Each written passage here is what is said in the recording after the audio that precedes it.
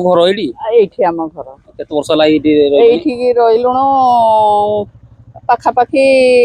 53-60 पाखापाखि हम। अच्छा ये जो रास्तार समस्या ये जो पछ पानी सब रास्ता जाउची केते वर्ष होला देखा गलानी एटा हे गलानी 4-5 वर्ष हे गलानी ए अनेक समय रे जो पछ पानी लोक माने यातायात करूंती हां जीवा आसिया करचंती यार किसी प्रतिकार बाहरी पारुनी करू नाहंती रेलवे कहले भी सुधा आईडब्ल्यू को कहले भी सुधा कोन सुनुचंती की सुनु नाहंती आम घर भीतर भी पानी पसुची आ लोक माने भी बहुत थरे एठी एक्सीडेंट हे साइलानी तो बड़ बड़ खाल रहउची खाल ऊपर पानी रहउची जेतु जणा पडुनी केते गभीर अछि कोन हां जणा पडुनी केते थर भी केते लोक एक्सीडेंट हे कि भी एठी पडिलेनी हां केते कहले भी सुनु नाहंती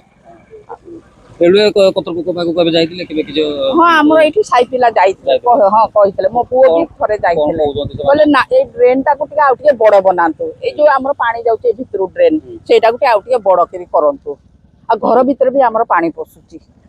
ए रास्ता पानी पसुची विभिन्न असुविधा ए सब लाटिन जेतक लाटिन पानी रेलवे रे लाटिन पानी सब जेतक अपरिष्कार पानी एई पटा